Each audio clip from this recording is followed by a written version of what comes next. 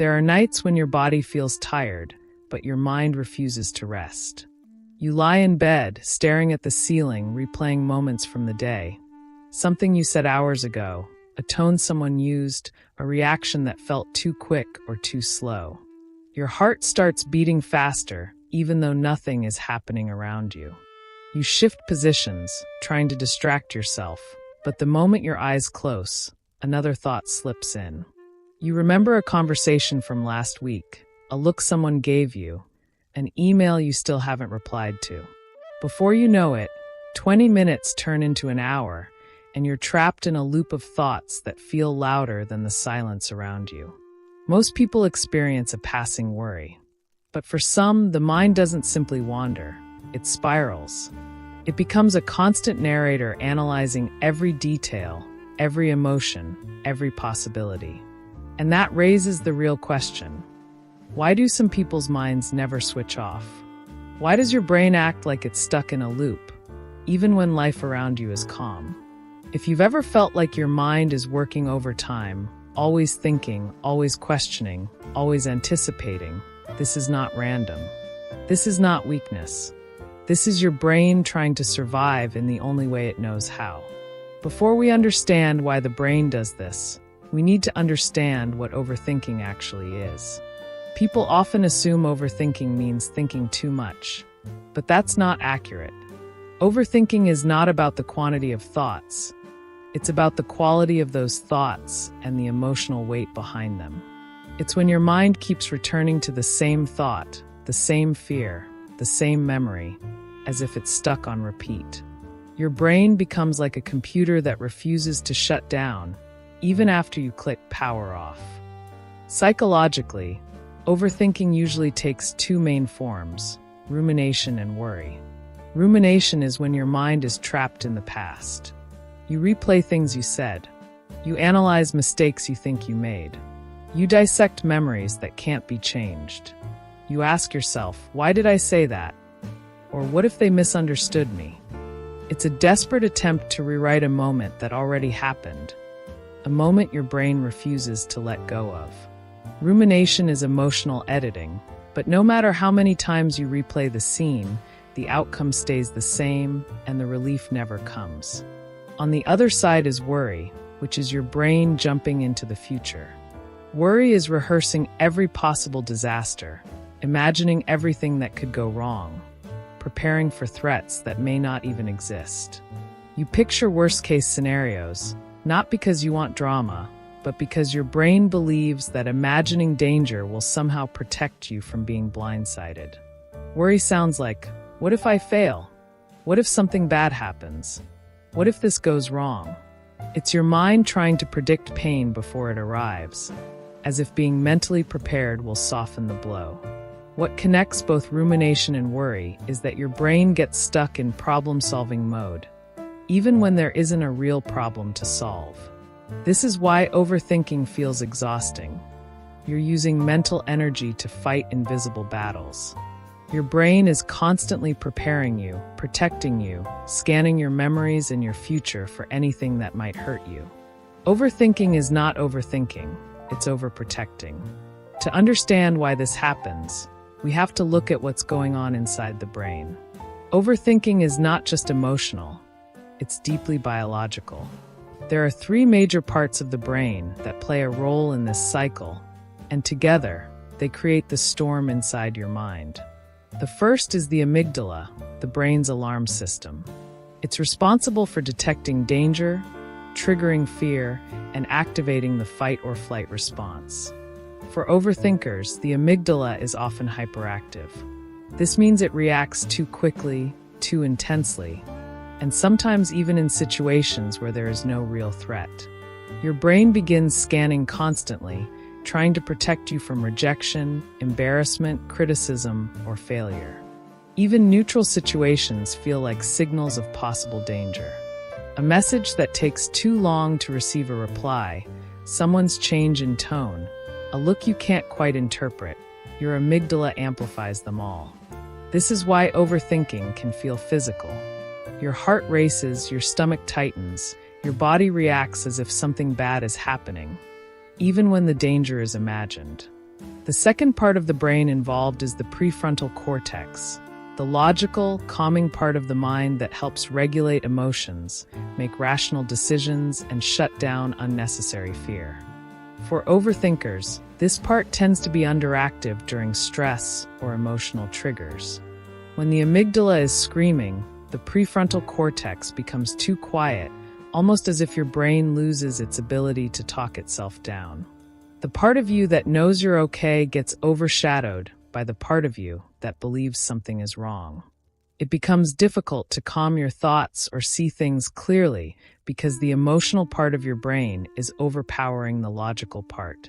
Imagine a smoke alarm going off full volume while the person responsible for turning it off is half asleep. That's what happens inside the mind of an overthinker. The third piece of the puzzle is the brain's negativity bias. This is a built-in survival mechanism that causes your brain to remember negative experiences more vividly than positive ones. In ancient times, this kept humans alive. The memory of danger helped prevent future threats. But in modern life, it often works against you. Your brain naturally pays more attention to criticism than compliments. It holds on to moments of embarrassment, rejection, or pain, sometimes for years, while positive moments fade quickly. This is why an overthinker can recall one awkward moment from years ago with perfect clarity, yet easily forget the many times they succeeded or were praised. The brain is wired to protect you by remembering danger, but for someone who overthinks, this means the mind becomes a storage room full of fears, past mistakes, and emotional alarms. When you combine a hyperactive amygdala, an underactive prefrontal cortex, and a strong negativity bias, you create the perfect storm for overthinking. Your brain becomes stuck in high alert, unable to distinguish between real threats and imagined ones. You feel overwhelmed, not because you're weak, but because your brain chemistry is reacting as if your emotional safety is constantly at risk.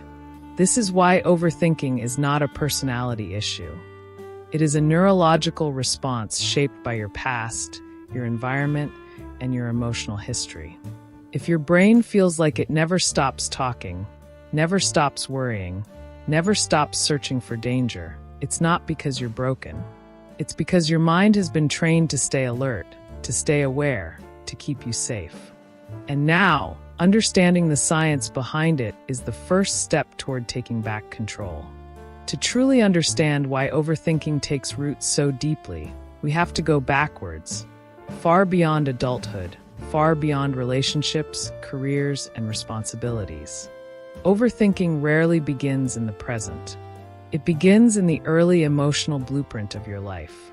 Childhood is where the mind first learns what to fear, what to question, what to anticipate, and what to protect itself from. For many overthinkers, childhood wasn't a place of consistent emotional safety. Maybe your home was strict, where mistakes were punished harshly and perfection was expected every single day. Maybe criticism was constant, the kind that made you feel like your worth depended on your performance. Or maybe your house was unpredictable. Some days felt peaceful, while others felt like walking on thin ice, never knowing what tone, expression, or action might trigger anger or disappointment. In those moments, a child's brain adapts. It becomes hyper-aware, scanning for emotional shifts, analyzing body language, memorizing patterns to avoid conflict. Your young mind learns to stay alert, because staying alert felt like the only way to stay safe. Then there are the quieter forms of childhood pain, the invisible wounds that don't leave bruises but shape entire identities. Emotional neglect is one of them. Maybe your feelings were dismissed. Maybe you were told to stop crying, stop overreacting, or be strong. Maybe no one ever asked, "What's wrong?" or "How do you feel?" When emotional needs go unmet, a child starts believing their emotions don't matter. They begin doubting themselves. They start relying heavily on internal analysis because they lack external support. Trauma, whether big or small, teaches the brain that the world can shift without warning. So the mind becomes a watchtower, always anticipating danger. Overthinking becomes a habit not because you want to suffer, but because your brain was trained to stay vigilant. Two of the strongest emotional drivers behind overthinking are the fear of failure and the fear of rejection. These fears often grow from environments where love, praise, or approval felt conditional. If you grew up only feeling valued when you succeeded, your brain learned to associate achievement with safety. Failure didn't just feel disappointing, it felt dangerous. Similarly, if you were rejected, ignored, or made to feel unimportant, your brain internalized the belief that acceptance must be earned, protected, and never risked. So now, as an adult, every decision feels like a test. Every mistake feels like a threat. Every interaction feels fragile. Overthinking becomes a shield, a way your mind tries to prevent the same emotional wounds from reopening. Another major factor is high sensitivity. Some people are born with a nervous system that absorbs details, emotions, and sensations more intensely than others.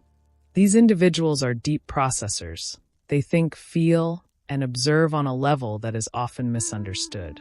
High sensitivity can make a child incredibly intuitive and emotionally aware, but without emotional validation, it can turn into anxiety and self-doubt. Over time, sensitivity transforms into overthinking because the mind doesn't simply experience life. It analyzes every layer of it. None of these root causes mean something is wrong with you. They simply mean your brain did what it needed to survive the environment it grew up in. Overthinking isn't a flaw, it's an adaptation, a strategy your younger self believed would protect you. Now that we know where overthinking comes from, we can look at how it shows up in daily life. Overthinkers behave in patterns that are unmistakable, not because they want to, but because their mind is always trying to anticipate danger or avoid regret. One of the most recognizable behaviors is replaying conversations. You might replay something you said earlier, analyzing tone, word choice, expressions, pauses, everything. You might convince yourself you sounded rude, awkward, boring, or wrong. You might assume someone is upset with you even when nothing happened. This isn't because you love drama. It's because your mind is terrified of misunderstanding or creating conflict. Another behavior is catastrophic thinking. Overthinkers don't imagine normal outcomes. They imagine worst-case scenarios. A late reply becomes rejection. A small mistake becomes a disaster. A slight change in someone's tone becomes a sign of anger or disappointment. Your mind jumps to extremes not because you're irrational, but because your brain has learned to prepare for the worst to avoid being hurt. Delayed decisions are also common. Making choices feels overwhelming because every possible outcome plays out in your mind. You're not indecisive. You're afraid of making the wrong move, afraid of regret, afraid of consequences your mind has magnified. This leads to hesitation, which often causes even more anxiety. Seeking reassurance is another behavior deeply tied to overthinking. You ask others if they're upset, if you said something wrong, if everything is okay, because you crave emotional safety, something you may have lacked in childhood. Reassurance acts as a temporary relief, calming your internal alarms for a moment. But because overthinking is rooted in fear, the relief never lasts. You also might over-apologize. You say sorry, even when you've done nothing wrong.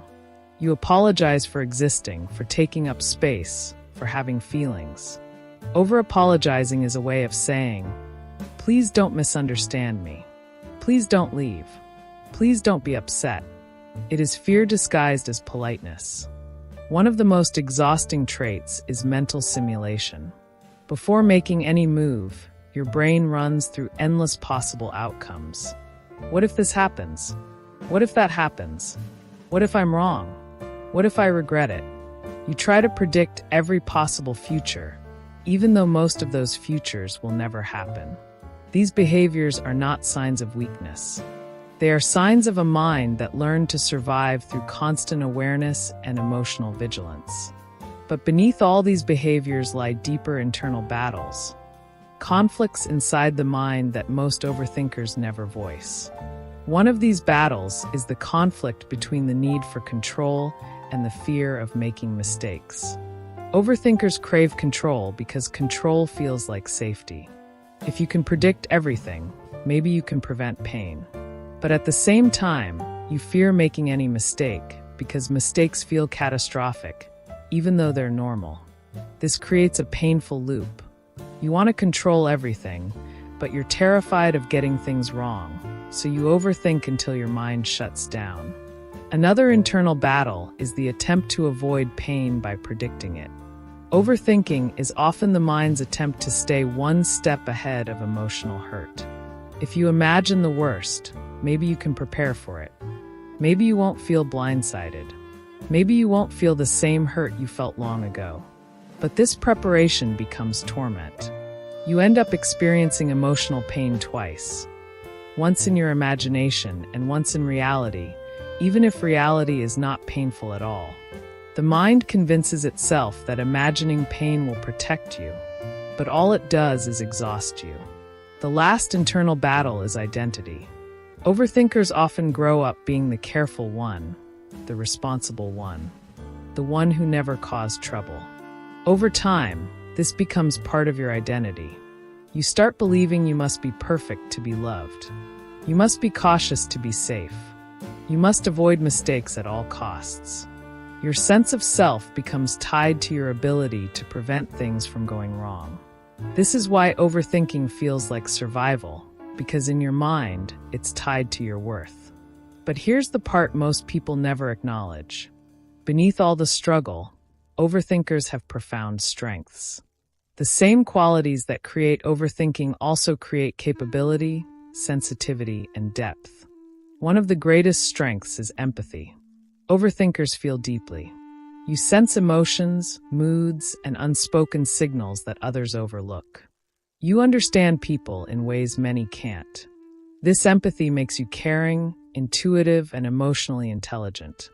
Another strength is analytical ability. You don't just think, you analyze.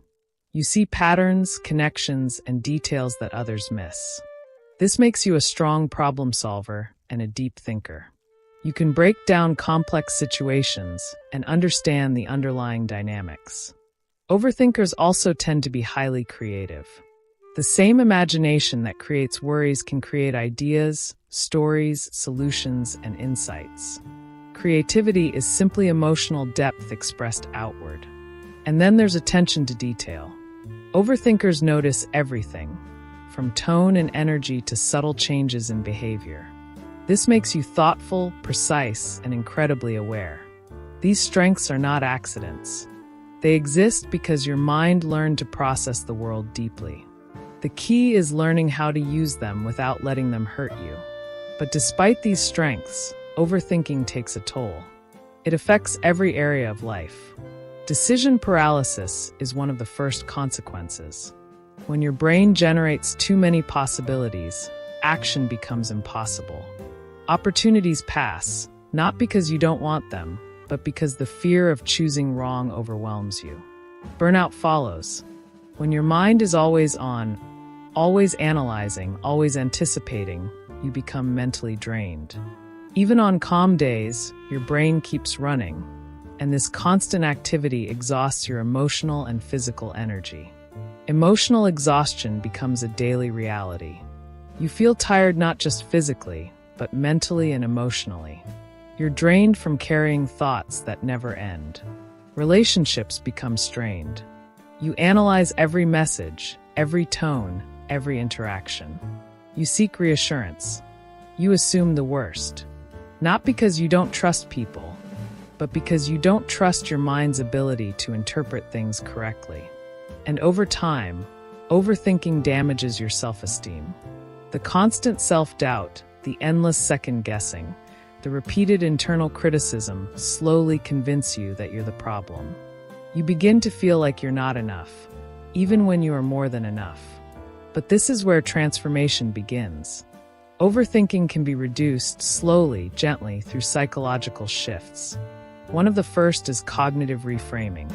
Instead of accepting every negative thought as truth, you learn to question it. You challenge the assumptions your mind makes. You ask yourself whether the fear is factual or imagined. By changing the meaning of your thoughts, you change the emotional power they hold. Interrupting thought loops is another powerful shift. When your mind spirals, you intervene through grounding techniques, through movement, through conscious redirection. You break the pattern before it grows. Reducing fear-based thinking comes next. By identifying which thoughts are rooted in fear rather than reality, you weaken their influence. You learn to differentiate between emotional predictions and the actual facts of your life. And finally, rewriting your internal narrative transforms everything. You no longer tell yourself you must be perfect to be loved or cautious to be safe. You replace old beliefs with new ones that reflect who you are today, not who you were when those beliefs were formed. And so we arrive at the truth: you are not broken. Overthinking is not a flaw, it is a survival mechanism. Your mind is not trying to harm you. It is trying to protect you in the only way it learned how. Your brain thinks it is keeping you safe by anticipating danger, analyzing everything, and preparing for the worst. But now you have awareness, and awareness brings freedom. When you understand your mind, it no longer controls you. Overthinking can evolve. It can transform from fear into insight, from anxiety into intuition, from chaos into clarity. You are not broken. You are becoming aware. And that awareness is the beginning of your peace.